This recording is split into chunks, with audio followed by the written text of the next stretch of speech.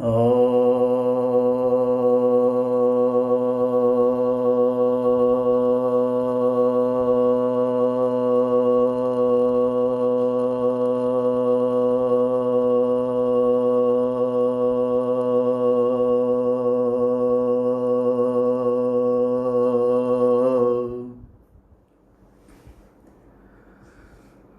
श्री राघव दिव्य योग research institute के संस्थापक एवं चेयरमैन आदरणीय भाई मनोज कुमार जी, अध्यक्ष संजीव जी, पंकज जी, कुलदीप जी, बहन ज्योति जी और संस्था के सभी गण्यमान्य सदस्य और इस कार्यक्रम को लाइव देख रहे सभी दर्शकों को मैं डॉक्टर रुद्र भंडारी, पतंजलि विश्वविद्यालय हरिद्वार की तरफ से हार्दिक स्वागत तथा अभिवादन करता हूं और आप सभी को प्रणाम करता हूं।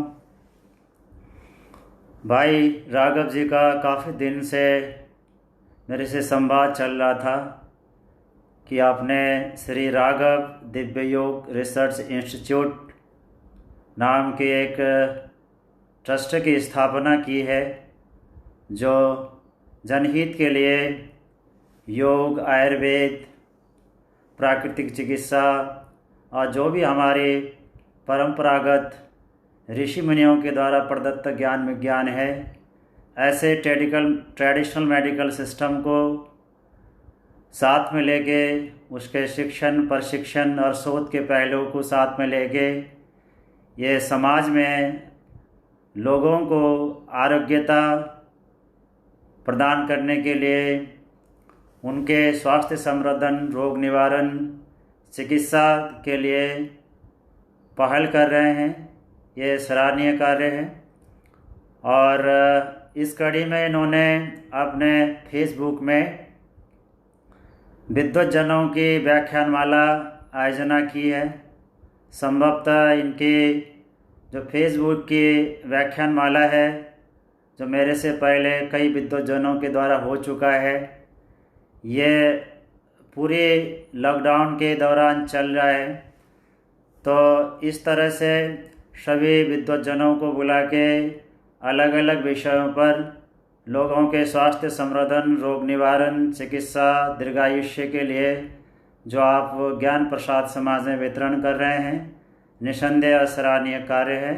मैं आपको धन्यवाद देता हूँ, साधुवाद देता हूँ आप सभी संस्था के परिवार को। जैसा मुझे पहले कहा गया है कि जो आज मुझे विषय में बोलना है वो है साइंस ऑफ योग, तो मैं अपने विषय की तरफ प्रवेश करता हूँ और कुछ आपको इस विषय में साझेदारी करने की कोशिश करता हूँ। दोस्तों,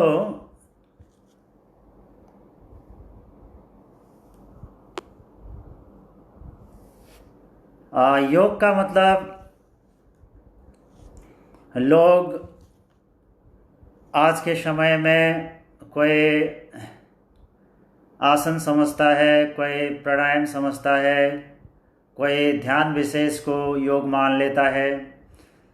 तो और योग वास्तव में सर्वांगीण स्वरूप में क्या है और योग के हिसाब से मानवीय संरचना और क्रिया विज्ञान क्या है, और मानवीय संरचना और क्रिया विज्ञान में जो 7 चक्र हैं, पंचकोश है, 3 शरीर है, इनकी स्थिति और संगठन किस तरह से है, और जो मानवीय अस्तित्व के 5 मुख्य आयाम हैं जिसका वर्णन तैत्तरीय उपनिषद में मिलता है, इनके जागरण के लिए, इन्हें सशक्त करने के लिए और पंच तत्वों के शरीर से अपने आप को अपने मूल स्वरूप पुरुष या आत्मा तक पहुंचाने के लिए हमें योग की कौन से साधना, कला और विज्ञान का सहारा लेना होगा, यानी हमारी अंतर जगत की यात्रा की ज्ञान और विज्ञान में हमें किस मार्ग से आगे बढ़ना होगा और योग के क्या लाभ है और हम योग को प्रॉपर सावधानी के साथ नहीं करते, अनुशासन के साथ, प्रॉपर वातावरण के साथ, जो भी शास्त्रोक्त योग के अनुबंध है, अनुशासन है, उसको ध्यान के बिना जब हम योग अभ्यास करते हैं तो संभावित हानि हमें क्या हो सकता है, इसमें आधुनिक समय में जो शोध की गई है वो हमें क्या बताता है, यदि ये सभी पहलुओं में मैं संक्षिप्त रूप से आपके सामने प्रकाश डालने की कोशिश करूँगा। साथियों, योग को अलग अलग ग्रंथों में अपने अंदाज में परिभाषित किया गया है। The one of the most noted and quoted classical text of yoga is Patanjali Yoga Sutra. In the second aphorism of the chapter 1, Maharishi Patanjali says, Yoga's Chitta Vritti Nirodha. Yoga is more about the inhibiting the psychic modifications.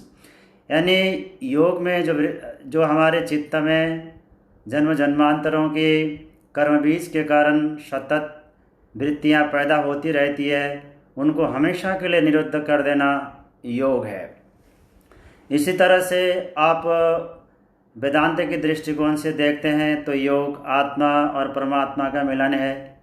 चूँकि मैं आज आपके सामने योग के विज्ञान के बारे में बोल रहा हूँ तो मैं कोशिश करूँगा जो योग की ये सब सब्जेक्टिव पहलू है इसको ऑब्जेक्टिव तरीके से बताऊँ, व्यावहारिक तरीके से बताऊँ, ताकि आपके निजी ज़िंदगी में योग की अवधारणा आपको समझ में आए और योग की जो सर्वांगीण स्वरूप है, योग का जो सर्वांगीण व्यावहारिक स्वरूप है पंचकोश के हिसाब से, वो आपको समझ में आए और साथ साथ में योग के स्वास्थ्य संवर्धन, रोग निवारण, दीर्घायुष्य और चेतना की ऊर्ध्वगमन और त्रिगुण के बंधन से जो पार हमें दिलाने की शक्ति है, जो योग का अंतिम लक्ष्य है जिसको हम कैवल्य कहते हैं, वो भी मैं आपको बता सकूं। तो दोस्तों, मैं योग को व्यावहारिक दृष्टिकोण से आपके सामने बताने की कोशिश कर रहा हूं, इसीलिए मैं शास्त्रोक्त परिभाषाओं को ज़्यादा यहाँ पे नहीं लूँगा और मैं बात यहाँ से शुरू करूँगा। योग के जो परिभाषा भगवान कृष्ण ने श्रीमद् भगवद गीता में अपने शब्दों में अभिव्यक्त किया है उसके प्रसंग से। वैसे श्रीमद् भागवत गीता में योग की परिभाषा अलग अलग तरीके से की गई है। योगस्त कुरु कर्माणि संगं त्यक्त्वा धनंजय सिद्धय सिद्धौ समभूत्वा समत्वम योग उच्यते। यानी हे अर्जुन, जय अथवा पराजय की समस्त आसक्ति त्याग कर समभाव से अपना कर्म करो, ऐसी समता योग कहलाती है। इसी तरह से श्रीमद् भागवत गीता में आगे भी योग की परिभाषा की गई है। बुद्धियुक्तो जहातिय उभे सुकृत दुष्कृते तस्माद् योगाय युजस्व योग कर्मसु कौशलम। यानी yoga is more about the excellence in action. यानी जब हम जीवन में युक्त कर्मों को करने की कुशलता सीख लेते हैं, हम कर्म में कुशल बन जाते हैं, हमारे अंदर अनुकूल प्रतिकूल, हानि लाभ, जय पराजय, जीवन की सभी प्रतिकूल परिस्थितियों में समभाव में रहने की मन की शक्ति या चित्त की स्थिति बन जाती है। तो योग की एक पराकाष्ठा है, योग की परफेक्शन है। तो दोस्तों, अब ये बात आती है कि हम योग की जो मूल लक्ष्य है, हर परिस्थितियों में समय रहना, अनुकूल और प्रतिकूल में अपने अंदर समभाव को बनाए रखना, तो ये जो उद्देश्य योग के है, तो क्या आम इंसान योग का साधक जो स्वास्थ्य के लिए योग का अभ्यास करता है ये स्थिति बना पाता है? ऐसी स्थिति को प्राप्त करना संभव है? तो बड़ा सवाल यहाँ पे पैदा होता है। तो मैं योग के ये जो सारी शास्त्रीय पहलू है इसको थोड़ा साइड में रख के व्यावहारिक पहलू में जाता हूँ। दोस्तों, श्रीमद् भागवत गीता में भगवान कृष्ण ने योग की एक और परिभाषा दी है। युक्त आहार विहारस्य युक्त चेष्टस्य कर्मसु युक्त स्वप्नावबोधस्य योगो भवति दुःखा। योग is an optimal way of living and that's more about the having optimal diet, optimal sleep, optimal recreation and optimal discharging of one's duties.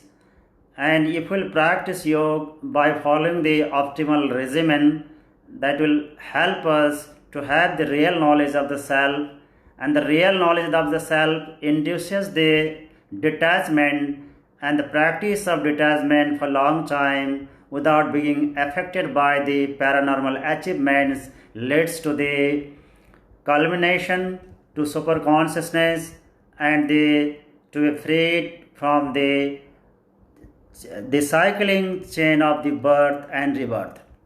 यानी जब हम योग को युक्त आहार, युक्त विहार, युक्त कर्म और युक्त निद्रा आदि के भाव से करते हैं, तो योग के ऐसे अभ्यास से हमारे अंदर विवेक का जागरण होता है। उस विवेक के सहारे से हम अपने और संसार के बारे में समग्रता से बड़े से लेके यानी विराट से लेके सूक्ष्म तक सभी पहलुओं को समझ सकते हैं। यानी योग की भाषा में ऐसी बुद्धि, चित्त की ऐसी दशा जिसके सहारे से हम अपने बारे में और संसार के बारे में सभी दृष्टिकोण से ठीक ठीक सत्य का बोध कर सकते हैं, ऐसी बुद्धि को योग में विज्ञान कहा गया है। अब मैं पतंजलि योग सूत्र के हिसाब से कहूँ तो ये विवेक ख्याति की स्थिति है। दोस्तों, विवेक ख्याति की स्थिति बनती है तो हम जीवन और जगत के सभी पहलुओं को त्रिकाल हिसाब से जान लेते हैं। हमें बोध हो जाता है कि हम अगले जन्म में क्या थे, हमने क्या कर्म किया, हम इस जन्म में क्यों आए हैं, हमें कितने दिन यहाँ पे रहना है, हमारी कर्म का क्या जाल है, हमारे आगे की यात्रा क्या होगी। जब मनुष्य विवेक के सहारे यानी विज्ञान के सहारे ये वास्तविकता का बोध कर लेता है तो जीवन में वास्तव में वैराग्य का उदय होता है। मैं सच कहूँ तो ये आज्ञा चक्र की जागरण है।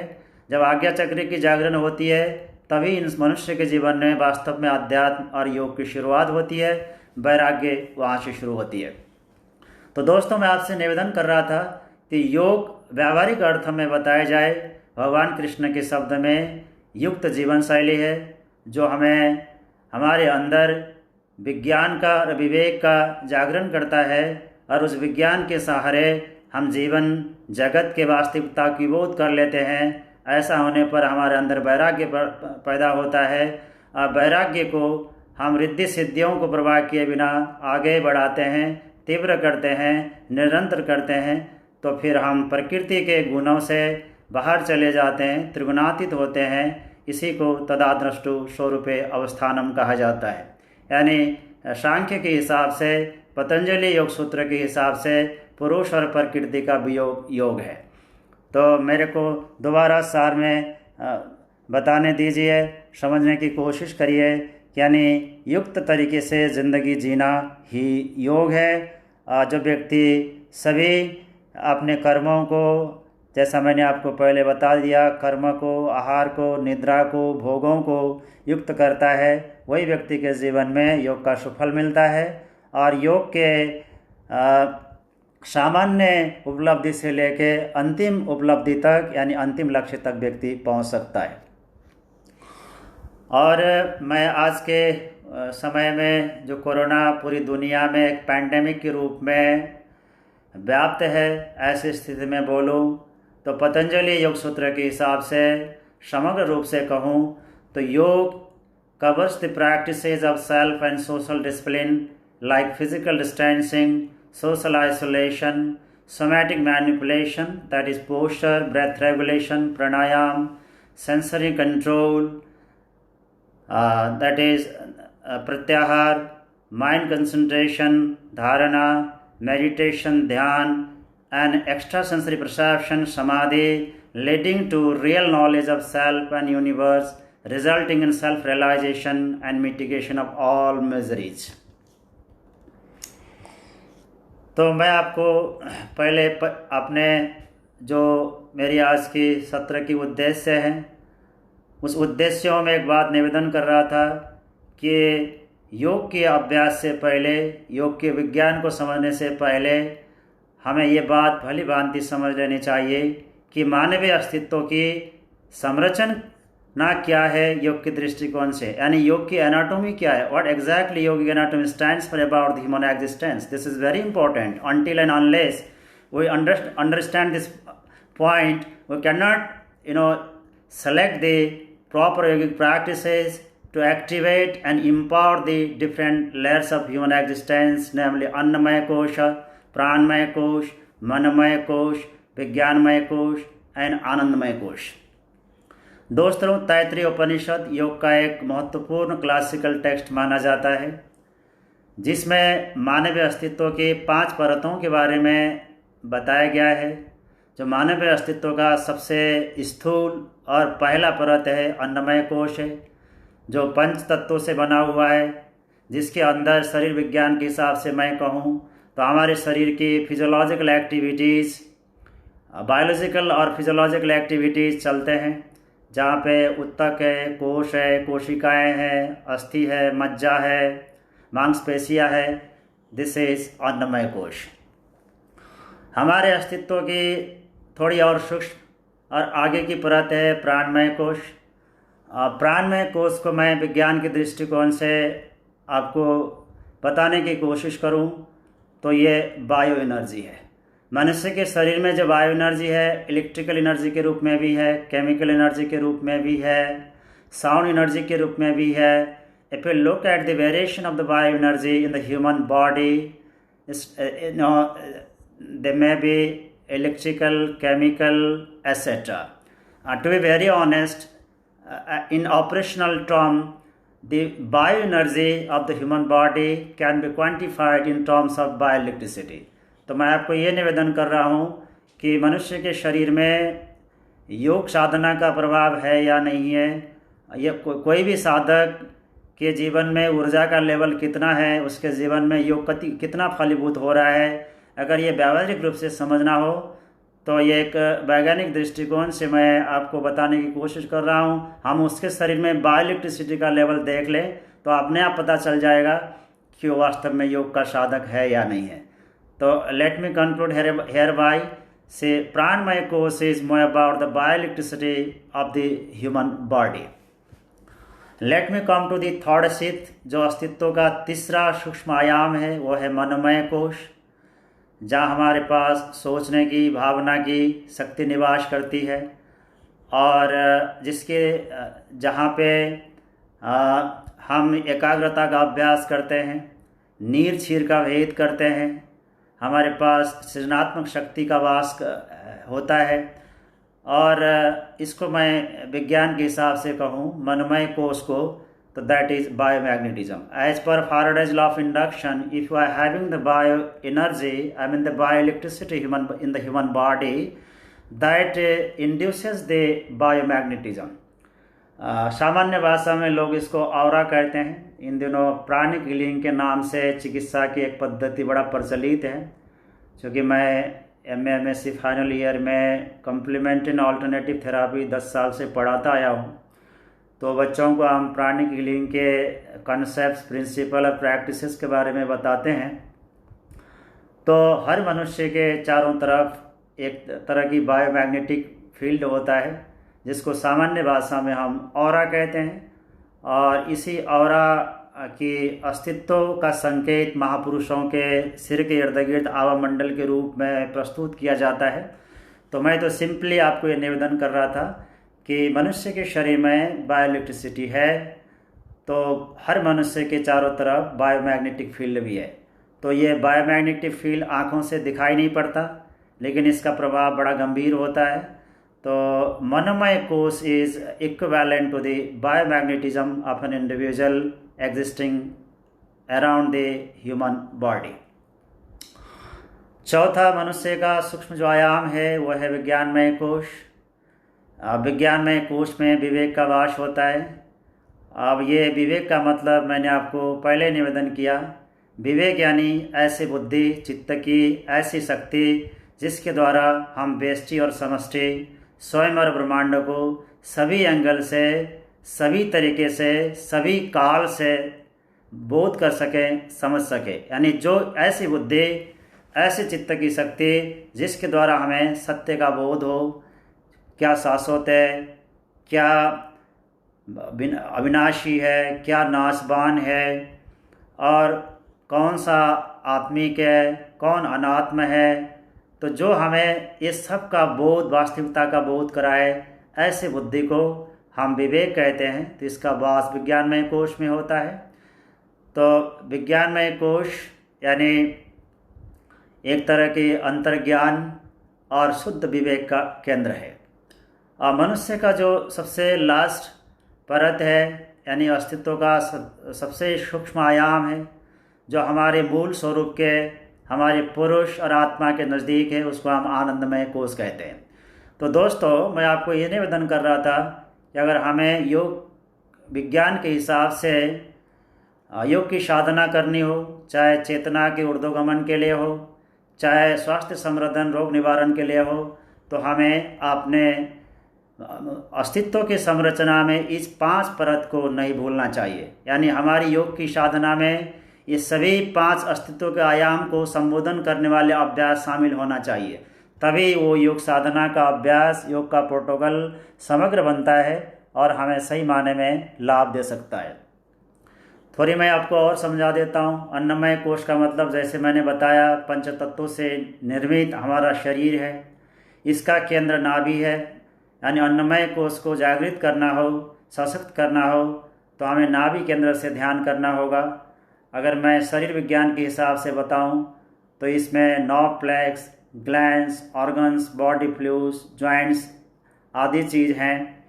और मैं अंतस्रावी ग्रंथि के दृष्टिकोण से स्थूल शरीर के साथ अन्नमय कोश के साथ कोरिलेट करूं तो पैंक्रियाज हमारे अन्नमय कोश के साथ काफ़ी नज़दीक के हिसाब से संबंधित है। अगर मैं 9 प्लेक्स के हिसाब से बताऊं तो सोलर प्लेक्स, यानी pancreas, solar plexus have the good association to annamaya kosha and of course to the physical body. अगर मैं मनोवैज्ञानिक दृष्टिकोण से अन्नमय कोश को बताऊं तो अन्नमय कोश के साथ हमारी जो चेतन मन है उसका गहरा संबंध है। इसकी स्थिति हमारे अन्नमय कोश को प्रभावित करती है। और मैं प्राणमय कोश की बात आपके साथ कर चुका हूँ। ये एक तरह का बायो एनर्जेटिक बॉडी है, बायो एनर्जी है, और इसको सशक्त करना होगा, जागृत करना होगा तो हमें मूलाधार से जाना पड़ेगा। यानी muladhara chakra is the nucleus of the pranic body, and as I told you earlier, it covers the physiological function such as breathing, digestion, circulation. And if I look at the pranmaya kosha from neurological and endocrinological perspective, sacral plex and gonads have the close association to the pranmaya kosha. I mean, their functioning and status determine the status of pranmaya kosha. अब प्राणमय कोश शरीर और मन के बीच के कड़ी है। हठ योग में इसका बड़ा जिक्र आता है, चले बाते चलम चित्तम निश्चले निश्चलम भवेत। यानी प्राणी हमारे शरीर और मन की कड़ी है, और शरीर में प्राण चलायमान है तो मन अस्थिर होगा, शरीर में अस्थिरता होगी, ट्रेमर्स आएंगे और हमारे अंदर एक असंतुलन पैदा होगा। यानी प्राण में सामंजस्य होगा, प्राण में स्थिरता होगी तो मन की स्थिरता भी बढ़ेगी, शरीर भी स्थिर होगा। शरीर और मन का स्थिर होना साधना के लिए, योग के मार्ग में आगे बढ़ने के लिए एक पूर्व आवश्यकता भी है। दोस्तों, मैंने मनोमय कोश की बात कर रहा था। मनोमय कोश बायोमैग्नेटिज्म है। इसका जो केंद्र है आज्ञा चक्र है। यानी मनोमय कोश को जागृत करना हो, सशक्त करना हो तो हमें आज्ञा चक्र से आगे बढ़ना पड़ेगा। अगर मैं शरीर विज्ञान के हिसाब से बताऊं तो हमारी जो इमोशंस है, रिएक्टिव थिंकिंग है, reflexes, or I have to say subcortical functions, dreaming awareness of the mental and emotional process, ये इसका संबंध हमारी मनोमय कोश से के साथ है। और इसके अतिरिक्त मैं अंतस्रावी ग्रंथि और स्नायु तंत्र के हिसाब से आपको बताने की कोशिश करूं तो मुझे ऐसा कहना चाहिए, सर्वाइकल प्लेक्स और जो हमारे एड्रिनल ग्लैंड हैं इनका गहरा संबंध मनोमय कोश के साथ है। और मैं मनोवैज्ञानिक दृष्टिकोण से आपको बताऊं तो हमारा जो अवचेतन मन है, जो अचेतन और चेतन के बीच का ब्रिज है, जिसमें इंट्यूशन जैसे चित्त की, मन की शक्तियों का वास होता है, वो इसके साथ संबंधित है। और मनोमय कोश को हमें जागृत करना हो, सशक्त करना हो, तो हमें ध्यान धारणा आज्ञा चक्र से करनी होगी। मैं विज्ञान कोश में आ जाता हूँ। विज्ञानमय कोश हमारे अस्तित्व का फोर्थ सूक्ष्म आयाम है, जहाँ पे नीर क्षीर को भेद करने वाली व्यष्टि और समष्टि की सत्यता को परखने वाली बुद्धि का वास होता है। इसको जागृत और सशक्त करने का केंद्र हृदय चक्र है। और अगेन जो हमारे मस्तिष्क के सब कॉर्टिकल फंक्शन है, जहाँ पे reflection, intuition, planning and creativity जैसे क्रियाकलाप होते हैं, यह विज्ञानमय कोश के साथ संबंधित है। और cardiac plexus, cerebral cortex, pineal and thymus glands, इनका गहरा संबंध विज्ञानमय कोश के साथ होता है। और जो हमारे अस्तित्व का सबसे गहरा और अंतिम परत है, जो हमारे मूल स्वरूप के नज़दीक है, वो आनंदमय कोश है। इसको जागृत और सशक्त करने के लिए हमें सहस्रार चक्र की सहारा लेनी होती है। यानी crown is the nucleus to activate and empower the blissful sheath of the human existence, and of course the karan sharir, the emotive body, it has very close association to आनंदमय कोश। और मैं शरीर विज्ञान के हिसाब से आपको बताने की कोशिश करूं तो reticular activating system and cortical nuclei of the nervous system have the close association to आनंदमय कोश, and of course from endocrinological perspective pituitary is closely associated to the status of आनंदमय कोश। And if we look at the psychological perspective, of course unconscious mind has the greater connection to the Anandamaya Kosha, and as I told you earlier, if we want to activate and empower the crown chakra to have the global love and to remove the all sorts of prejudice, जिसको हम योग की भाषा में कहते हैं आत्मवत् सर्वभूतेषु परदर्वेषु लोष्टवत्, यानी वसुदैव कुटुंबकम की बात करते हैं। ये तब तक नहीं होता जब तक सहस्रार चक्र की जागरण नहीं होती, हम योग के अंतिम छोर में नहीं होते। तो दोस्तों, मैं आपको अभी जो मनुष्य के योग के हिसाब से संरचना की बात की गई है, जिसको मैं सामान्य भाषा में यौगिक एनाटॉमी बोला करता हूँ, उसकी बात कर रहा था। अब आपको समझ में आया होगा कि योग की जो साधना की समग्र स्वरूप क्या होनी चाहिए, और हमें योग करते समय केवल अपने आप को शरीर या प्राण समझ के योग नहीं करना चाहिए। हमें अपने आप को ये 5 समग्र आयाम के दृष्टिकोण से देखना चाहिए, उस हिसाब से योग का अभ्यास करना चाहिए। तो मैं आगे आपको बताने की कोशिश करता हूँ। आप योग के शिक्षक होंगे, योग के साधक होंगे और योग प्रेमी होंगे। जो भी आप मुझे सुन पा रहे हैं, मैं आप सभी से निवेदन करता हूँ, कुछ बातें आप कलम कापी लेके नोट कर लें ताकि आपके ज़िंदगी में काम आए। और आपको पहले से चीज़ें आती है तो अच्छी बात, आपको शुक्रिया। आप इस चीज़ का और व्यापक विवेचन करें, दूसरों को समझाएं। तो दोस्तों, मैं पहला आ रहा हूँ अन्नमय कोश में। अन्नमय कोश की योग साधना क्या है? हमें अपने अन्नमय कोश को जागृत करना है, इसे सशक्त करना है, यानी अपने शरीर को संबोधन करना है, तो हमें क्या करनी चाहिए? अन्नमय कोश में उपत्यकाओं का वास होता है, और अन्नमय कोश की विज्ञान ये कहती है कि वास्तव में हमारा जो शारीरिक स्वास्थ्य है, फिजिकल हेल्थ है, हमारे शरीर के उपत्यकाओं पर निर्भर करता है। और ये उपत्यकाएं जब तक हम जिंदा रहते हैं तब तक ये बंद रहते हैं, गांठ के रूप में रहते हैं। जब हमारा शरीर छूट जाता है, जब हमारी प्राण चली जाती हैं, तो सारी उपत्यकाएं खुल जाते हैं।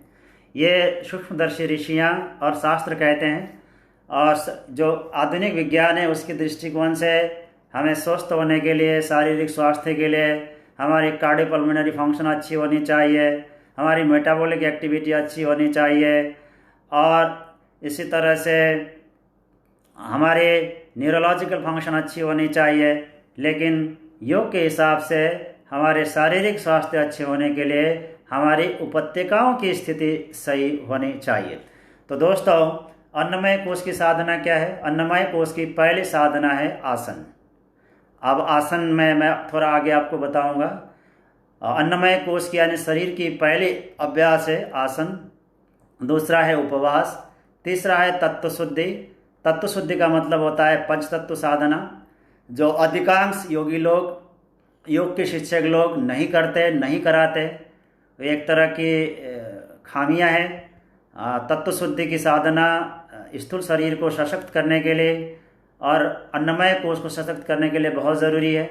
और चौथी साधना है स्थूल शरीर की, वो है तपस्या। तो एक बार मैं दोहरा के बोलता हूँ, आसन, उपवास, तत्व शुद्धि आई मीन पंच तत्व साधना और तपश्चर्या अन्नमय कोश की स्थूल शरीर की साधना है। और आप आसन में क्या करेंगे, आपके लिए एक सवाल आएगा, तो मैं आपको निवेदन करता हूँ, आसन में आपकी जो अभ्यास है आपको सूक्ष्म शरीर से, लूजनिंग शरीर से करनी चाहिए। लूजनिंग में भी लोगों ने बड़ा अपना अपना सिस्टम निकाल रखा है।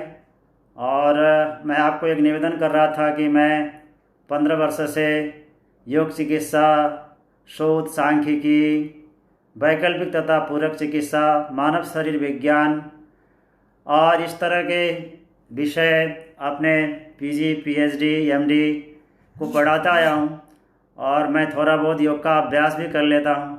और आपको लगता है कि लूजनिंग सीरीज़ क्या है, वास्तव में इसको कैसे समग्रता से और सही तरीके से करनी चाहिए, तो इसके लिए मैंने अपने विशेषकर स्टूडेंट्स जो यूनिवर्सिटी में लॉकडाउन की वजह से मेरी क्लास को सुन नहीं पा रहे थे, मेरे संपर्क में नहीं आ पा रहे थे, उनके लिए एक यूट्यूब चैनल मुझे जीवन में पहली बार चलाना पड़ा। योगी डॉक्टर रुद्र करके मैंने एक यूट्यूब चैनल चला रखा है। तो मैंने कुछ आपने योग के 2-3 जो प्रैक्टिकल सेशन है for the benefits of my students I have uploaded there. अगर आपकी मनोभूमि है, आपको देखने का मन है, तो उसमें जाके आप देख सकते हैं। तो मैं आपको निवेदन ये कर रहा था, आसन में आपकी यात्रा लूजनिंग सीरीज से शुरू होगी, फिर वार्मिंग अप एक्सरसाइज होंगे, सूर्य नमस्कार, प्रज्ञा योग व्यायाम, पादहस्तासन, उत्कट आसन, पश्चिम उत्तानासन, हलासन, सर्वांगासन, सर्पासन, शल्भासन, धनुरासन, मयूर आसन, बद्ध पद्मासन। ये कुछ आसन की ऐसी श्रृंखला है, मैं समझता हूँ ये बहुत गंभीर प्रभाव पैदा करते हैं शरीर में। वैसे आपको 84 लाख आसनों के बारे में जिक्र है, 84 मेन आसन तो आपको किताबों में भी देखने को मिल जाएगा। तो इतने सारे आप करेंगे, कराएंगे तो थोड़ा आपको मुश्किल सा लगेगा, अभी आम आदमी के लिए संभव भी नहीं है। इसीलिए मैं आपको जो शास्त्रों में अनुभवियों ने, गुरुओं ने, एनलाइटेंड मास्टर ने जिस आसन को जोड़ दिया, जो आसन अंतर्गत हमें करनी चाहिए, करानी चाहिए, जो इसकी एक निश्चित सीमा है, वो मैं आपको निवेदन कर रहा था। तो मैंने आपको बता दिया आसन में आपको क्या करना है। इसी तरह से मैंने तत्व शुद्धि की बात करी, तो तत्व शुद्धि में पंच तत्वों की साधना आती है, यानी पृथ्वी तत्वों की साधना, इसी तरह से जल की, अग्नि की, वायु की, आकाश की, जिसके द्वारा हमारा स्थूल शरीर बना हुआ है। जो लोग इन दिनों करते नहीं हैं, कराते भी नहीं हैं, तो मैं आपसे निवेदन करूंगा कि आप पंच तत्व साधना यानी तत्व शुद्धि साधना भी सीखें, सिखाएं, तो तभी स्थूल शरीर की योगाभ्यास की पूर्णता हो पाएगी। तो चूँकि मैं आपके साथ फेसबुक में बोल रहा हूँ, तो मैं आपको स्लाइड शेयर नहीं कर पा रहा हूँ। मैंने जो बात आपके साथ शेयर करी है, ये बातें मैंने आपको एक दार्शनिक रूप में नहीं करी है। मैं पहला वैज्ञानिक हूँ और वैज्ञानिक अपने सोच को रखता हूँ, इसीलिए मैं अपने भाई राघव जी को भी निवेदन कर रहा था। देखिए, मैं पब्लिक स्पीकर तो हूँ नहीं, इसीलिए मेरे को मंच में आके बोलना थोड़ा अटपटा सा लगता है। तो मैंने जो बातें आपसे कही है, तो वो बातें अगर आप मेरी स्लाइड को देख पाते, तो मैंने क्लासिकल टेक्स्ट की एविडेंस को भी रखा हुआ है। और जो मैं आपको हमारे अस्तित्व के 5 आयाम की शरीर वैज्ञानिक, मनोवैज्ञानिक कई पहलुओं को आपके साथ साझेदारी कर रहा था, उसके एविडेंस को भी मैंने सामने रखा हुआ है। इससे आपको एक पाथवे भी मिलता कि कौन से ग्रंथ में मुझे ये बातें जो रुद्र जी बता रहे हैं मिल सकता था, वो भी मिलता। कोई बात नहीं, आप सुन तो पा रहे हैं। तो अब मैं आगे आता हूँ प्राण में। ओके, उपवास की बात और करनी थी मुझे। जो स्थूल शरीर की महत्वपूर्ण साधना है। उपवास 4 तरह के होते हैं और उसके ज़्यादा विशद विवेचन मैं यहाँ पे नहीं करूँगा कि उपवास अपने आप में एक बड़ा विषय है। उसके कई पहलुओं को बोला जाए तो 2-4 लेक्चर उसी में होते हैं, लेकिन उपवास के 4 प्रयोजन होते हैं: शरीर के शुद्धि, रोगों का निवारण, पापों का शमन और दैवीय शक्तियों का आह्वान। एक बार फिर से दोहरा रहा हूँ: शरीर की शुद्धि, रोगों का शमन या निवारण, और अगला मैंने आपको बताया कि प्रायश्चित यानी पापों से मुक्ति और कोई विशिष्ट दैवीय शक्तियों का आह्वान। ये 4 प्रयोजन उपवास से सिद्ध हो सकते हैं। और इसके बाद तपश्चर्या है। जिसके जीवन में तपश्चर्या नहीं है वो योगी कैसे होगा, उसका शरीर कैसे सधेगा। और तो तपश्चर्या का मतलब होता है प्रतिकूलता को सहन करने का अभ्यास, चाहे वो सर्दी गर्मी हो, चाहे वो मन की प्रतिकूलता हो, चाहे प्रकृति की प्रतिकूलता हो, आहार विहार की प्रतिकूलता हो। और तो ये तपश्चर्या भी स्थूल शरीर का यानी अन्नमय कोश का एक महत्वपूर्ण साधनात्मक अभ्यास है। अब मैं प्राणमय कोश में आता हूँ। दोस्तों, जो हमारा प्राणमय कोश है, जैसे मैंने आपको निवेदन किया, ये बायो एनर्जी है। अगर विज्ञान के हिसाब से मैं बताऊं तो बायो इलेक्ट्रिसिटी इसको कहा जा सकता है। और योग के हिसाब से मैं कहूं तो प्राणमय कोश प्राण, समान, अपान, उदान, व्यान, ये 5 मुख्य प्राण और 5 मुख्य उपप्राण नाग, कूर्म, किरकल, देवदत्त और धमंजय से बना होता है। प्राणमय कोश मानवीय जीवन की समृद्धि, शक्ति, साहस, उसका ओज, ख्याति और उसकी जो इम्यूनिटी है, bio immunity, psycho immunity, spiritual immunity को तय करता है। I mean just if you want to assess the level of prosperity, potentials, valor, charisma, fame and immunities of an individual, you have to look at his or her pranic level, I mean the pranic energy. तो इसकी साधना क्या है? प्राणमय कोश की साधना है बंद मुद्रा प्राणायाम। बंद मुद्रा प्राणायाम। बंद के अंतर्गत मूल बंद, उड्डयन बंद, जालंधर बंद और महाबंद। मुद्रा के अंतर्गत महामुद्रा, खेचरी मुद्रा, विपरीत करणी मुद्रा, योनि मुद्रा, शांभवी मुद्रा, अगोचरी मुद्रा, भूचरी मुद्रा। ये मुख्य रूप से प्राणमय कोश को सशक्त करने के लिए और प्राणमय कोश को जागृत करने के लिए महत्वपूर्ण मुद्राएं हैं। वैसे आप हठ योग में देखेंगे, घेरन संहिता में, तो वैसे तो उसमें 21 मुद्रा है, बंद को मिला के 25 हो जाते हैं। 21 तरह की मुद्रा की बात की गई है। तो आप कितना करेंगे, कितना कराएंगे, कुछ ये इस तरह हो जाता है कि आप डिस्पेंसरी में जाएं तो ढेर सारे आपको दवाएं मिलती हैं, लेकिन मैं समझता हूं कि जो आपके लिए अनुकूल हो, जिसको आपके डॉक्टर ने, आपके गुरु ने आपको प्रिस्क्राइब किया, आपको लेना चाहिए। तो प्राणमय कोश के जो मुद्राओं की अभ्यास है उसमें से जो शास्त्रोक्त तरीके से और अनुभवी गुरुओं के से द्वारा निर्दिष्ट है, उसमें महामुद्रा, खेचरी मुद्रा, विपरीत करणी, यौनि, शांभवी, अगोचरी, भूचरी, ये महत्वपूर्ण है। इसी तरह से तीसरी जो साधना है प्राणमय कोश की, वो प्राणायाम है। तो प्राणायाम में अष्टकुंभक की बात हठयोग के शास्त्र में की गई है। अनुभवी योगी जन कुछ अलग तरह के प्राणायाम की साधना भी बताते हैं। इसमें मैं जो व्यावहारिक रूप से शास्त्र के हिसाब से और वैज्ञानिक दृष्टिकोण से सांदर्भिक है वो आपको निवेदन करता हूँ। एब्डोमिनल ब्रीदिंग से आप काम, ये प्राण साधना, मैं इसको प्राण साधना बोलूँगा, प्राणायाम नहीं बोलूँगा। प्राणायाम प्राण साधना का एक पार्ट है और शास्त्र के दृष्टिकोण से जहाँ कुंभक होता है उसको हम प्राणायाम कहते हैं। तो प्राण साधना, विशेषकर प्राणायाम के अभ्यास आपको एब्डोमिनल ब्रीदिंग, थोरैसिक ब्रीदिंग, यौगिक ब्रीदिंग से शुरू करनी चाहिए। फिर आपको जाना चाहिए प्राणाकर्षण प्राणायाम, अनुलोम प्राणायाम, अनुलोम विलोम प्राणायाम, सूर्यवेदन, उज्जाई, शीतकारी, शीतली, भस्त्रिका, भ्रामरी, मूर्छा, प्लावनी। ये मुख्य प्राणायाम है प्राणमय कोश को जागृत करने की और सशक्त करने की। अब मैं बात करता हूँ मनमय कोश की और इसकी साधनाओं की। साधना का मतलब I am just talking about the practical yogic practices to activate and empower the different states and dimension of the human existence. तो दोस्तों, अगर मैं मनमय कोश की साधना की बात करूं तो पहली साधना है ध्यान, दूसरी है धारणा, तीसरी है तन्मात्रा साधना, यानी स्थूल शरीर के लेवल में पंचतत्व साधना होता है। तो मनमय कोश के लेवल में फिर तन्मात्रा साधना हो जाता है। तो ध्यान, धारणा, तन्मात्रा, जप साधना यानी मंत्र जप, ये मनमय कोश की एग्जैक्ट योगिक प्रैक्टिसेस है। वैसे आपको एक बात समझनी चाहिए, मैं ये नहीं कह रहा कि प्राणायाम के अभ्यास करने से आपकी शरीर प्रभावित नहीं होगा या आपका मन प्रभावित नहीं होगा, जरूर होगा। यानी the bio energy is the link between physique and psyche. I told this point in my earlier deliberation.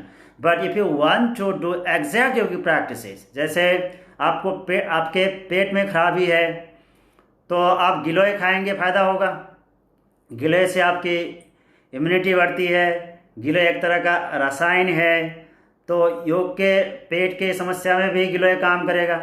लेकिन गिलोय पेट की एग्जैक्ट औषधि तो नहीं है ना। उसके लिए आपको कुछ जैसे मान ले एसिडिटी है तो आपको मुलेठी खानी पड़ेगी, या मान लीजिए आपको डायरिया हो रहा है, डिसेंट्री हो रहा है, तो आपको कुटस लेना पड़ेगा। तो मैं आज इस तरह से आपको निवेदन कर रहा हूँ, आपके मन को बिल्कुल आपको संबोधन करना है। तो मन को संबोधन करने वाले एग्जैक्ट योगिक प्रैक्टिसेस क्या है? ध्यान, धारणा, तन्मात्रा साधना, तन्मात्रा यानी पंच तन्मात्रा साधना। फिर इसमें सभी आ जाती है, शब्द रूप रस स्पर्श गंध सभी आ जाती है। तो ये आपकी मनोमय कोश की साधना है। अब मैं आपसे के साथ विज्ञानमय कोश की बात करता हूँ। विज्ञानमय कोश की मैंने सभी दृष्टिकोण से संक्षिप्त बात आपसे निवेदन कर ली है, बता दी है। अब मुझे खाली साधना आपको बताना है। यानी विवेक का जागरण करना हो और विज्ञानमय कोश को सशक्त करना हो तो हमें सोहम साधना, आत्मानुभूति योग, शोर संयम, ग्रंथि वेदन के अभ्यास करनी चाहिए। सोहम साधना को हम प्राणायाम की अंतिम परिणति मानते हैं। इसको दूसरे शब्द में अजपा जप भी कहते हैं। और आत्मानुभूति योग, आत्मबोध, तत्वबोध, शोर संयम यानी शोर साधना विज्ञानमय कोश की साधना है। ग्रंथि वेदन साधना अगेन 3 तरह की होती है। मनुष्य के शरीर में 3 ग्रंथि की स्थान बताई गई है, ब्रह्मा, विष्णु, रुद्र, यानी 2-2 चक्रों को मिला के ग्रंथि बनती है। मूलाधार और स्वादिष्ठान को मिला के हमारे ब्रह्मा ग्रंथि बनती है, और मणिपुर और अनाहत को मिला के विष्णु बनती है। विशुद्धि और आज्ञा को हम मिलाते हैं तो फिर यह हमारी रुद्र ग्रंथि बनती है। इसमें अपने अपने हिसाब से योगियों ने, समकालीन योगियों ने, लेखकों ने अपना मतभेद बताया है इनके स्थान में, लेकिन ग्रंथि 3 ही होती है।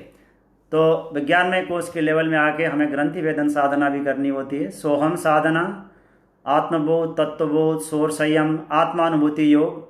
स्वामी विवेकानंद को ये बड़ा प्रिय था, इसका अभ्यास ये किया करते थे, आत्मानुभूति योग। ग्रंथि वेदन विज्ञानमय कोश की साधना है। अब हम हमारी अंतिम पड़ाव पे आते हैं जो आनंदमय कोश है। इसको जागृत और सशक्त करने के लिए हमें जो अभ्यास करना होता है वह है नाद बिंदु कला। यानी नाद बिंदु कला आनंदमय कोश की योगिक अभ्यास है। दोस्तों, मैं यहाँ पे एक निवेदन करना चाहूँगा। योग की अंतिम परिणति है अनकंडीशनल लव की प्राप्ति। यानी yoga is the art and science to attain the unconditional love. निस्वार्थ प्रेम को जागृत करने का और निस्वार्थ प्रेम प्रसाद को मुक्त भाव से वितरण करने का जो ज्ञान और विज्ञान है वो योग है। और निसंदेह जितने भी महायोगी इस धराधाम में हुए हैं प्राचीन काल से लेकर अभी तक, सभी में संगीत की बड़ी खूबियाँ थी। अगर मैं सच में कहूँ तो राग और रागिनी को साधे बिना कोई योगी बन नहीं सकता। जब योगी अंतिम पराकाष्ठा में आता है तो उसके सारे सुर, सारी सरगम, सारी साधनाएं अपने आप में साथ जाते हैं और आदमी भक्ति और प्रेम के आनंदों में से सरोवर हो जाता है, अभिसिंचित होता है। प्रकृति उसको अपने अनंत ऊर्जा से अभिषेक करती है। परमपिता परमेश्वर अनंत ज्ञान से उसको विभूषित करता है, आलोकित करता है, और वो योगी प्रकृति से भी ऊपर होता है। प्रकृति उसके इशारे से काम करती है। और बेष्टि और समष्टि जगत की सारी नाद उसको सुनाई पड़ती हैं, और अनाहत और आहत नाद का वो स्वामी बन जाता है। तो नाद बिंदु कला और अनकंडीशनल लव योग की अंतिम परिणति है, अंतिम उपलब्धियां हैं, जहाँ जाके मनुष्य केवल समाधि के सुख में और आत्मबद्ध सर्वभूतेषु की भाव से नाचता है, गाता है, और उसकी स्थिति कुछ चैतन्य और मीरा की जैसी बन जाती है। तो दोस्तों, अब मैं योग के बहुत मोटे पहलू में आ रहा हूँ। मैंने आपको श्रीमद् भागवत गीता, पतंजलि योग सूत्र, तैत्तिरीय उपनिषद और जो परा मनोविज्ञान और शरीर विज्ञान के हिसाब से आपकी बात योग के जो संरचना के बारे में और उनकी साधना के बारे में बहुत संक्षिप्त रूप में साझेदारी करने की कोशिश की। इन दिनों योग चिकित्सा एक शब्द बड़ा प्रयोग होता है। योगा थेरापिस्ट लोग बन भी जाते हैं, नौकरियां भी देते हैं, करते भी हैं। तो ये योग चिकित्सा है क्या? योग चिकित्सा जैसा शब्द कोई शास्त्र में तो है ही नहीं। श्रीमद् भागवत गीता में, पतंजलि योग सूत्र में, उपनिषदों में योग चिकित्सा जैसा शब्द है ही नहीं।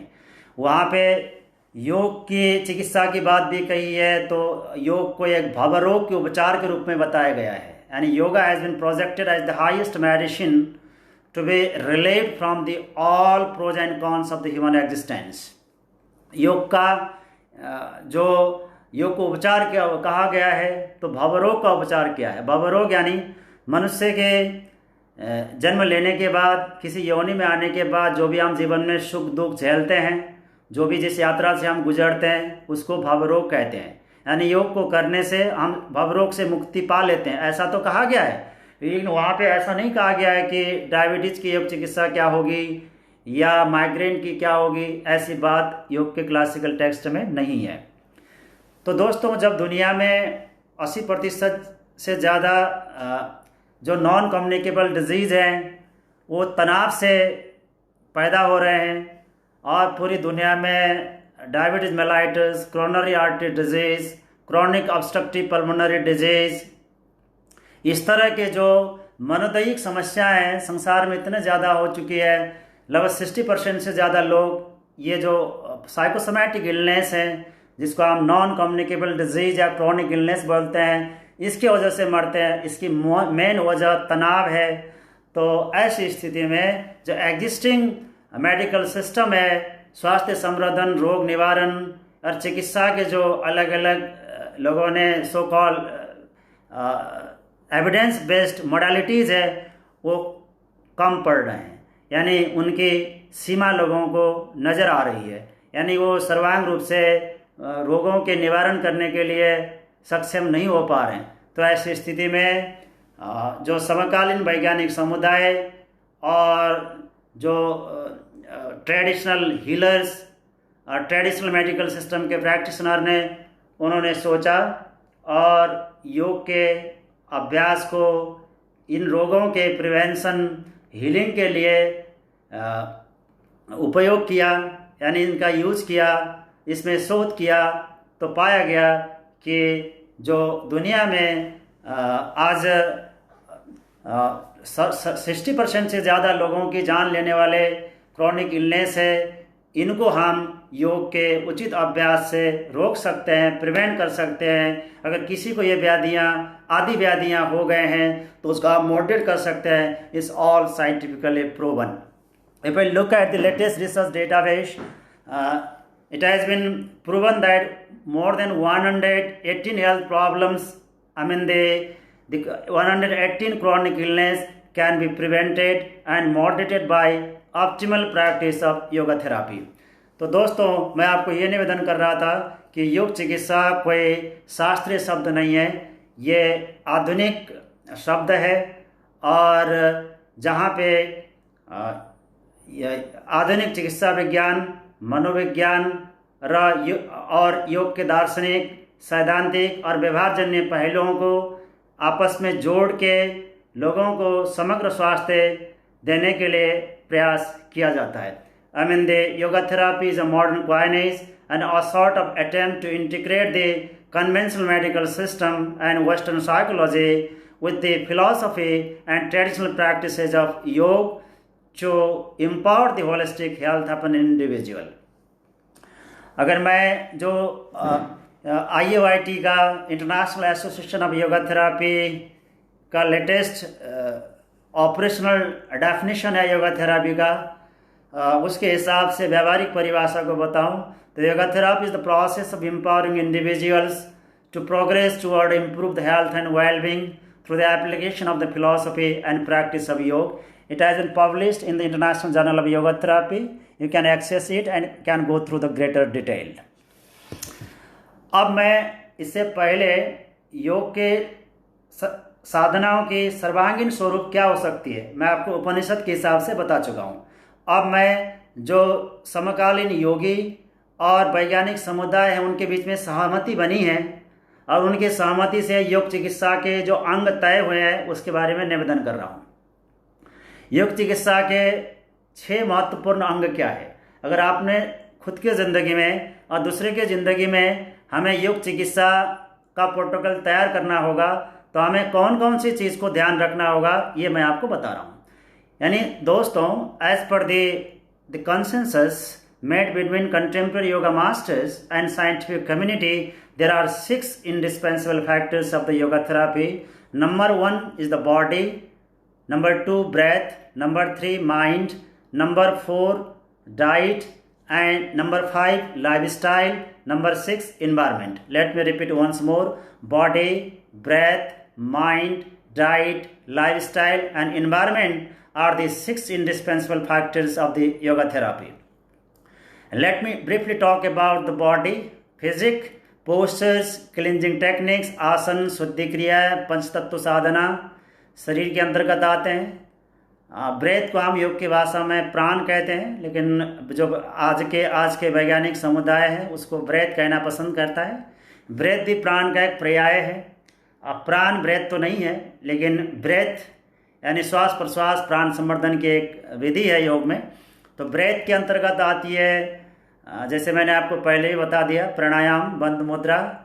और माइंड के अंतर्गत मंत्र, धारणा, ध्यान, स्वाध्याय, प्रत्याहार और पंच तन्मात्रा साधना. आहार के अंतर्गत क्या क्या चीज़ें हमें ध्यान देनी चाहिए. आहार के अंतर्गत quality in terms of carbohydrate, protein, fat, minerals, vitamin as per work nature, gender, health status etcetera. Quantity, योग क्वांटिटी की भी बात करता है, कितना हमें खाना है. सुस्निग्ध मधुर आहारश्च चतुर्थांश विवर्जित भुज्यते शिव संप्रीत्य मितारस उच्यते. मतलब योग ये कहता है कि आप क्वालिटी का तो ध्यान दीजिए, साथ साथ में क्वांटिटी का भी ध्यान दीजिए. यानी सामान्य नियम यह है कि कम से कम आपके स्टोमक में 25% एयर आप हवा के लिए और पानी के लिए भी छोड़ दीजिए. तो क्वालिटी क्वांटिटी की बात आ गई. फ्रीक्वेंसी, कितने बार खाएं.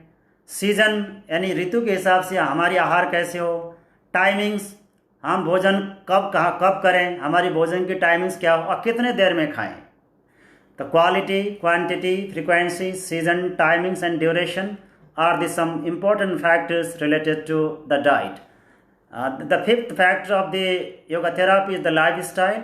ये सारी चीज़ करते हुए भी हमारी जीवन शैली सही न हो तो हम योग चिकित्सा का लाभ प्राप्त नहीं कर सकते. तो लाइफ स्टाइल में क्या क्या चीज़ें आती है. सोना, जागना, भोग करना. इंद्रिय भोग की बात मैं कर रहा हूँ. सोचना, विचारना, करना. तो सोना, जागना, इंद्रिय भोग करना, चिंतन, चरित्र, व्यवहार, ये सारी चीज़ें हमारी जीवन शैली के अंतर्गत आती है. लास्ट जो फैक्टर है वो वातावरण है. यानी योग करने के लिए इकोलॉजिकल, सोसाइटियल, कल्चरल और पॉलिटिकल इन्वायरमेंट अच्छी होनी चाहिए. इफ somebody will practice योग in the congested area of Delhi, maybe Chandni Chowk somewhere in Delhi, kapalbhati का लाभ नहीं मिलेगा. ऋषि कहता है कि योग अभ्यास करने के लिए इकोलॉजिकल इन्वायरमेंट अच्छा होना चाहिए, पंचतत्वों में शुद्धि होनी चाहिए. दूसरा, सोसाइटल इन्वायरमेंट भी अच्छा होना चाहिए, सामाजिक परिवेश भी अच्छा होना चाहिए. सुराज्ये धार्मिके देशे सुभिक्षे निरुपद्रवे धनु परमान पर्यंतर शिलाग्निर्जल वर्जिते एकांते मथिका मध्य स्थातव्यम हठ योगिना. यानी योगी को अपने साधना के लिए साधना स्थले ऐसे देश में बनानी चाहिए, ऐसे समाज में बनानी चाहिए जहाँ सुशासन हो, जहाँ शांति हो. जहाँ सोसाइटल हार्मोनी नहीं है वहाँ पे योग नहीं पनप सकता। तो ये वातावरण का दूसरा पहलू है। तीसरा पहलू कल्चरल इन्वायरमेंट भी है। कल्चर की बात मैं इसलिए कहता हूँ कि अगर योग के प्रति आपकी श्रद्धा नहीं है तो आप योग की लाभ नहीं ले सकते। यानी कल्चर का भी योग के साथ बहुत गहरा संबंध है। हालांकि योग किसी धर्म किसी संस्कृति परंपरा से अछूता विषय है। इसमें कोई देवी देवताओं का और संस्कृति विशेष का अनुबंध नहीं है। फिर भी मैं कल्चर की बात इसलिए कर रहा हूँ, until and unless we have the faith to the yoga teacher and yoga system, we cannot have the expected benefit। Last में मैं बात कर रहा हूँ पॉलिटिकल इन्वायरमेंट की। इन्वायरमेंट में मैंने पहले बात करी ecological environment, societal, cultural and political. आप बोलेंगे पॉलिटिकल इन्वायरमेंट का क्या महत्व है? देश में ऐसी शासन सत्ता है ही नहीं जो योग को बढ़ावा नहीं देती, तो योग का प्रमोशन कैसे होगा? इतने सारे योग की संस्थाएं इंडिया में अभी बन रही है, तो क्यों बन रही है कि देश में जो पॉलिटिकल इन्वायरमेंट क्रिएट हुआ है योग के लिए अनुकूल है। आइस मिनिस्ट्री बन गई, योग के एम्प्लॉयमेंट के अपॉर्चुनिटी क्रिएट हो रहे हैं। तो ऐसी स्थिति में yoga has been defined as the prominent aspect of the education in education institutions in the form of formal and informal teaching and learning. तो दोस्तों, आपको समझ में आया होगा कि जो लेटेस्ट वैज्ञानिक समुदाय और समकालीन योगियों के बीच में सहमति बनी है, उसके हिसाब से योग चिकित्सा के जो अभिन्न 6 अंग क्या है, अगर इसके बिना विचारे आप योग चिकित्सा का प्रोटोकॉल बनाते हैं तो वो अधूरा होगा और आपको अपेक्षित लाभ नहीं देगा। इसके अतिरिक्त जो मैं आपको निवेदन कर रहा था कि योग चिकित्सा के सिद्धांत क्या है, और सिद्धांत की बात लोग करते रहते हैं। बहुत सारे प्रोफेसर को मैं सुनता हूँ, पतंजलि के प्लेटफॉर्म में हूँ, तो मुझे लोगों को सुनने का और देखने का वक्त मिलता है। लोग पढ़ते नहीं, क्लासिकल चीज़ को भी पढ़ते नहीं, साइंस को भी पढ़ते नहीं हैं, तो आधी अधूरी बात अपने हिसाब से कर लेते हैं। तो खैर, मैं यहाँ पे अभी आपको क्रिटिकल रिसर्च नहीं कर रहा, मैं आपको निवेदन कर रहा था कि योग चिकित्सा के सिद्धांत क्या है। As per the latest concept of yoga therapy as published in the good noted and quoted journals, पहला सिद्धांत है टीच व्हाट इज एप्रोप्रिएट। आपको योग को सिखाना और पढ़ाना आना चाहिए, युक्त शिक्षण की आपको आना चाहिए। यानी किसको कैसे विधि से, लर्नर का क्या लेवल है, मतलब योग के टीचिंग एप्रोप्रिएट टीचिंग मेथड्स क्या है आपको पता होना चाहिए। दूसरा, respect differences in different people. जो व्यक्ति विशेष में योग के दृष्टिकोण से भिन्नता पाई जाती है उसका आपको सम्मान करना चाहिए। इंडिविजुअल डिफरेंस का आपको भेद करना समझना आना चाहिए। तीसरा, कंसिडर लर्नर सिचुएशन, प्लेस और कंट्री। जो आपके साथ योग सीखने वाला व्यक्ति आया है वो किस स्थिति से आया है, किस इस स्थान से आया है, किस देश से आया है, इसका आपको ध्यान करना होगा। अब मैं सारी बातें डिटेल में नहीं कर पाऊंगा, आपको मोटे रूप से बता रहा हूँ। मुझे 50 मिनट आपके सामने आज बोलना है। और चौथा है consider individual constitution as disposition. जो आपके पास योग सीखने आया है उस व्यक्ति के शरीर की संरचना कैसी है, यानी उसके बॉडी की कॉन्स्टिट्यूशन कैसी है, वात प्रकृति का है, पित्त प्रकृति का है, दुबला है, पतला है, उम्र क्या है, उसके मानसिक स्थिति क्या है, ये आपको पता होनी चाहिए। यानी उसके देह का आपको प्रॉपर ख्याल रखना होगा। पांचवा है consider the season, timing and duration. यानी आप किस ऋतु में उसको योग सिखा रहे हैं, किस समय में आप योग सिखा रहे हैं, कितना उसको आपको सिखाना है, ठीक है। और छठा सिद्धांत है कंसीडर वर्क नेचर। जो आपके पास योग सीखना आ रहा है वो व्यक्ति की कौन सा काम करता है, एथलेट्स है, एडमिनिस्ट्रेटर है, और किस तरह का व्यक्ति है, ये आपको पता होनी चाहिए। सातवां सिद्धांत कहता है कंसीडर स्टूडेंट्स साइकोसोमैटिक कैपेसिटी। जो आपके साथ सीखने व्यक्ति आया है उसकी मनोदैहिक क्षमता कितनी है।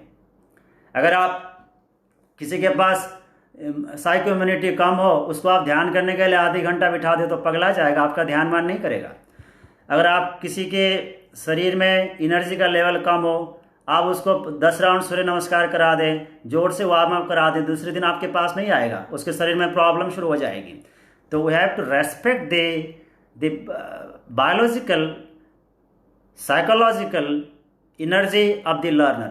आठवां सिद्धांत कहता है कि confirm to the learner's mindset. जो आपके पास विद्यार्थी आया है, साधक आया है, उसका मार्ग क्या है, कौन से कल्चरल आइडियोलॉजी के है, नास्तिक है, आस्तिक है, कौन से देवी देवताओं को मानता है, नहीं मानता है, तो उसकी कल्चरल आइडियोलॉजी क्या है, उसकी बॉडी लैंग्वेज क्या है, एटिकेट्स के तौर तरीके क्या है, आपको पता होनी चाहिए। ये योग चिकित्सा की 8 सिद्धांत है।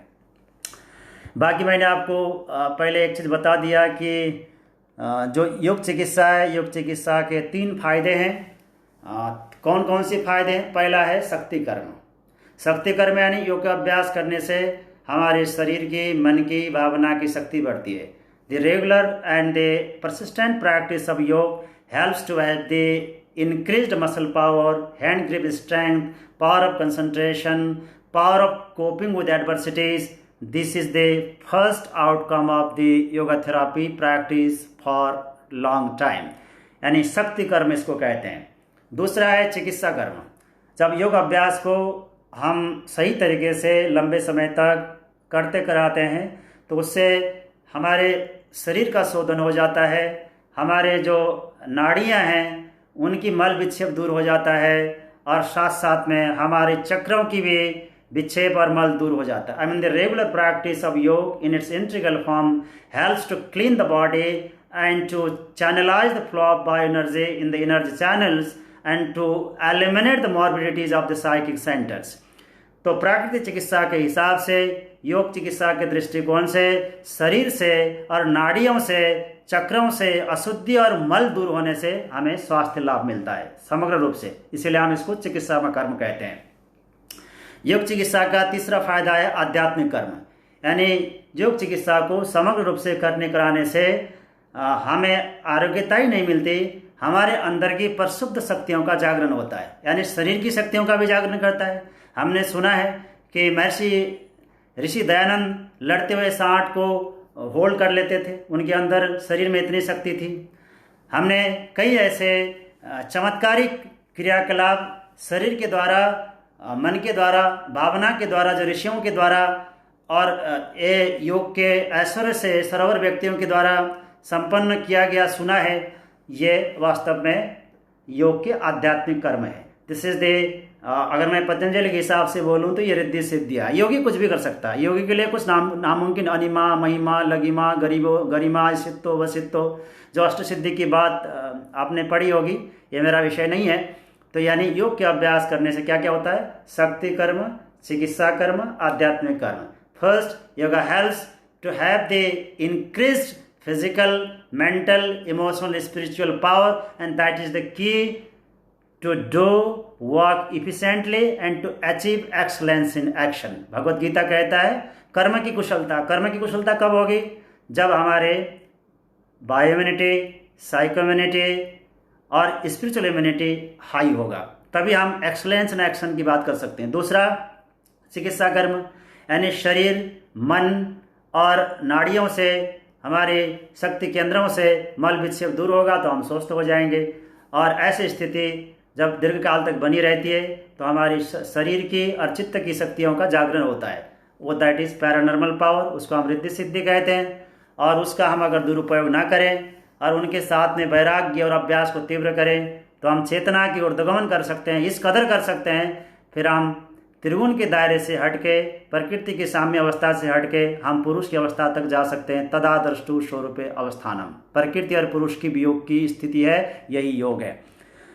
तो दोस्तों, मैं आपको बात कर रहा था कि अगर आप लेटेस्ट रिसर्च अपडेट को देखते हैं तो रिसर्च ये कहता है कि 117 से ज़्यादा जो क्रोनिक इलनेस है उसको हम योग के द्वारा रोक सकते हैं, उनकी चिकित्सा कर सकते हैं। और इस बात को प्रूव करने के लिए एक हार्वर्ड मेडिकल स्कूल के प्रोफेसर हैं सतबीर खालसा, हमारे पतंजलि के भी एक भाई हैं नीलकमल जी, इन्होंने एक बिब्लियोमेट्रिक स्टडी करी है, इसको आप पढ़ सकते हैं, क्योंकि मैं ये चीज़ें आपको अभी नहीं दिखा पा रहा। और थोड़ी सी बात मैं योग के लाभ की करके अपनी बात को समापन करूंगा। शायद दो से ज़्यादा बज गया है, मैं निर्धारित समय से आगे चला गया हूं, तो मैं थोड़ी सी बात कर लेता हूँ। जो योग चिकित्सा से हमें लाभ मिलता है और लोगों के मन में एक सवाल होता है कि योग कैसे काम करता है, यानी योग से डिजीज प्रिवेंशन होता है, जो व्याधियों का मॉडरेशन होता है, तो ये किस मार्ग से काम करता है। ये लोगों की बड़ी रैशनल क्वेश्चन होती है। मेरे विद्यार्थी भी कहते हैं, मैं व्याख्यानों में जाता हूँ तो करते हैं। मैं आपकी जानकारी के लिए बताता हूँ कि मैंने एम्स ऋषिकेश के लिए MBBS के स्टूडेंट्स के लिए एक आयुष मेडिकल अंडर ग्रेजुएट के लिए एक इंट्रोडक्शन टू आयुष कोर्स बनी हुई है। आई थिंक ये 2 साल पहले हो गया था। उसमें मैंने योग के 3 चैप्टर में 2 चैप्टर मैंने लिखा है। तो आपको वक्त लगे और आपको थोड़ा योग के साइंटिफिक पहलू में, योगा थेरापी के बारे में जानने का मन हो तो आपको मौका लगे तो पढ़ना चाहिए, और वो मेडिकल के बच्चे भी पढ़ते हैं। तो मैं आपको बात कर रहा था कि योग कैसे काम करता है। जो आज तक स्थापित तथ्य हैं उसके हिसाब से मैं जो आपको पॉइंट शेयर कर रहा हूँ, ये point Mount Sinai journal of medicine में पब्लिश्ड है। यानी योग 4 मार्ग से काम करता है: स्नायु तंत्र, सेल फिजियोलॉजी, इम्यून फैक्टर्स और बायोइलेक्ट्रिसिटी। यानी शॉर्ट में बता रहा हूँ, बहुत संक्षेप में। योग का अभ्यास करने से हमारी नर्वस सिस्टम एक्टिविटी अच्छी हो जाती है, सेल फिजियोलॉजी अच्छी हो जाती है, हमारी इम्यून सिस्टम बढ़ती है और हमारे शरीर में बायोइलेक्ट्रिसिटी का लेवल बढ़ जाता है। यानी मैं आपको एक शब्द में बोलूं, योग आध्यात्म का मूल प्रयोजन है ब्रह्मांडीय ऊर्जा का अधिकाधिक गणन, धारण, सुनियोजन। इतना ही योग और आध्यात्म का लक्ष्य है। चाहे आदमी भक्ति से करे, चाहे प्राणायाम से करे, चाहे तंत्र से करे, चाहे मंत्र से करे, किसी मार्ग से करे, the one common episode that happens in the life of spiritual and yoga practitioner is the receiving, retaining and mobilising cosmic energy at large. इसीलिए योगी पैदल नहीं चलता, योगी अपना पैर सभी को नहीं देता। तो दोस्तों, मैं आपको ये बता रहा था कि योग का अभ्यास करने से हमारे शरीर में स्ट्रेस हार्मोन कम हो जाते हैं और हमारे शरीर में बेसिकली जो ट्रैंकुलाइजिंग न्यूरो हार्मोन्स हैं, एंडोर्फिन, एनकेफेलिन, गावा, आनंदमाइट, इनका सेक्रेशन बढ़ता है। इसके सेक्रेशन बढ़ने से हम दर्दों को आसानी से झेल सकते हैं, हमारे अंदर एक आनंद की स्थिति बनती है। योग का अभ्यास करने से वेगल टोन मॉड्यूलेट होता है। वेगल टोन मॉड्यूलेट होने से हमारी हार्ट रेट वेरिएबिलिटी इम्प्रूव हो जाती है, हार्ट रेट कम हो जाती है, हाइपरटेंशन जैसे व्याधियों से हमें मुक्ति मिलती है। और योग का अभ्यास करने से हमारी जो लंग कैपेसिटी है बढ़ जाती है। आपको पता होगा, सामान्य अवस्था में हम 300 ml ईयर को लेते हैं, यानी सामान्य श्वास प्रश्वास में हम 300 ml ईयर को अंदर लेते हैं। उसमें से 150 सीसी जो वायु मार्ग है उसको भरने में खर्च हो जाता है। लास्ट में हमारे फेफड़े के एल्बुलाई तक 350 सीसी पहुंचता है। वैसे जो एडल्ट मेल है उसकी टोटल लंग कैपेसिटी 6 लीटर होती है और एडल्ट फीमेल की 4.2 लीटर होती है।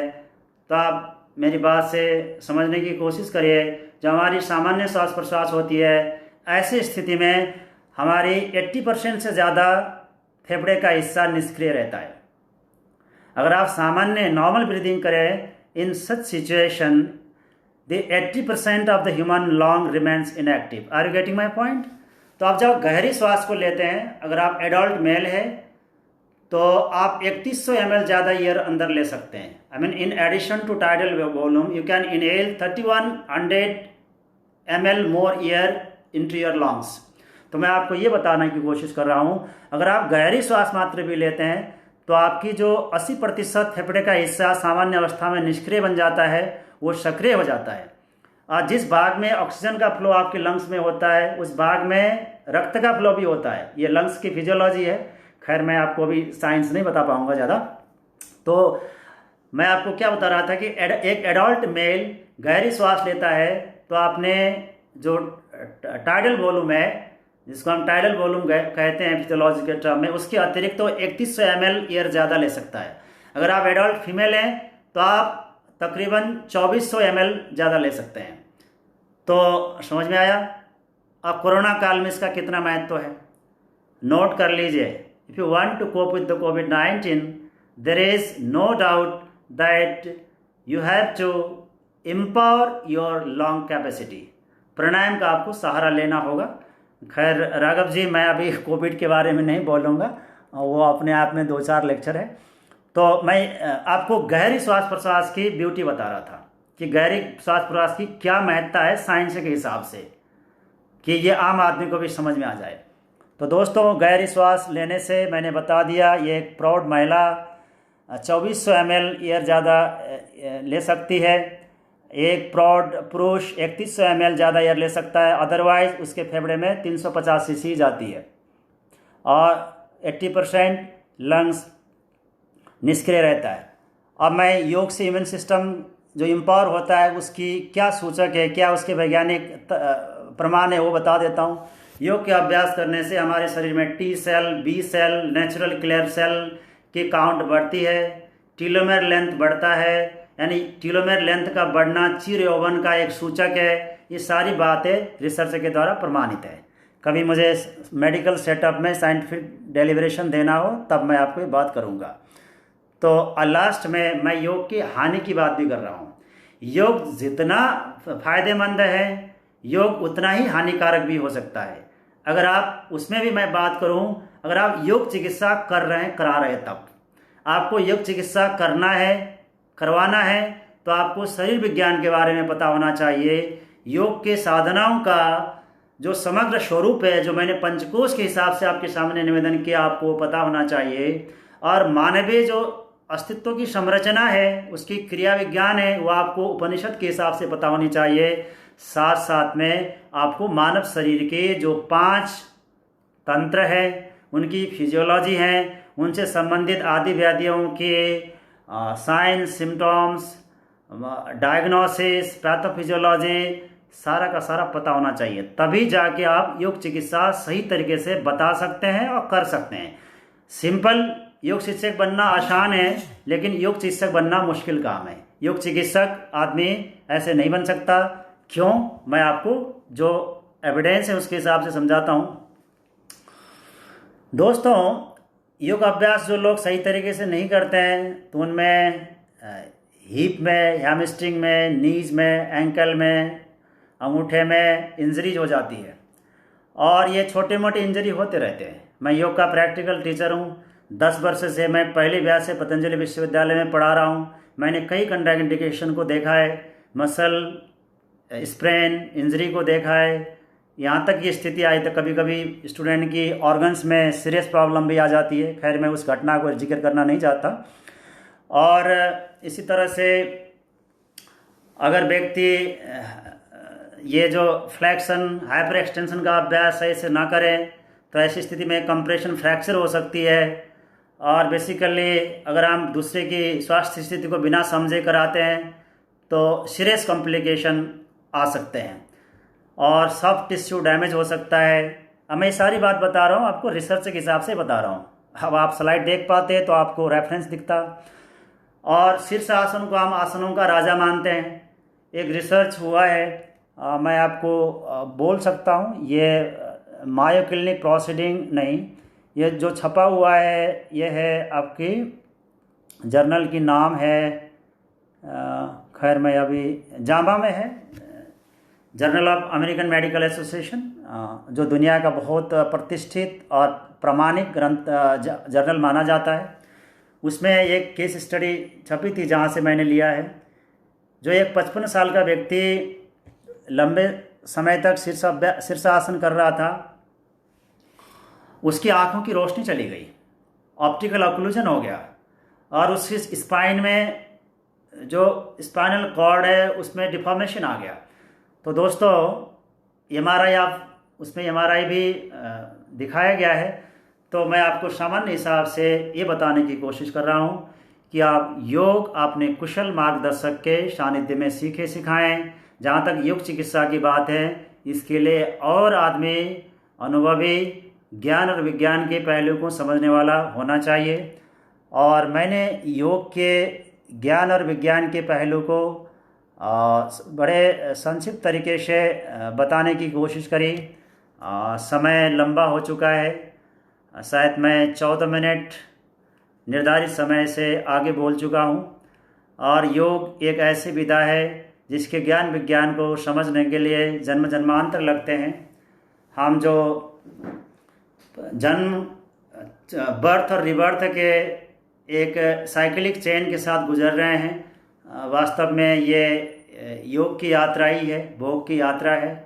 हम सभी का अंतिम लक्ष्य कैवल्य है, यानी अपने परम चेतना और पुरुष की स्थिति में स्थापित होना ही हमारा लक्ष्य है। जहाँ हम स्थापित हो जाते हैं तो हम त्रिगुण के जाल से हमेशा के लिए मुक्त हो जाते हैं, शुद्ध हो जाते हैं, बुद्ध हो जाते हैं, चैतन्य हो जाते हैं, अविनाशी हो जाते हैं। सच्चित आनंद के सभी दैवीय और ईश्वरीय गुणों से हमेशा के लिए सरोवर हो जाते हैं। यही योग का लक्ष्य है।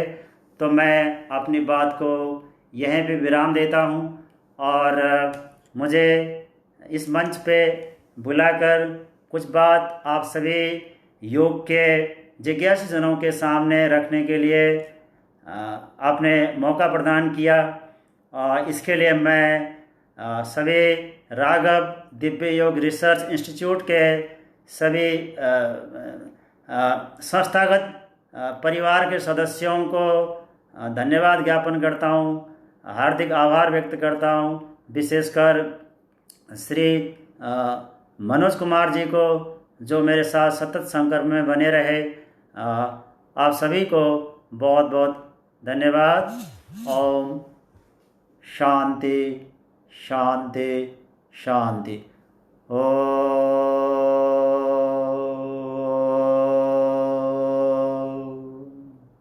ओम तमसो मा ज्योतिर्गमय असतो मा सद्गमय मृतोर्वामृतं गमय। ओम शांति शांति शांति। हरि ओम। आप सभी को प्रणाम। आपका दिन और जीवन शुभ हो, मंगलमय हो।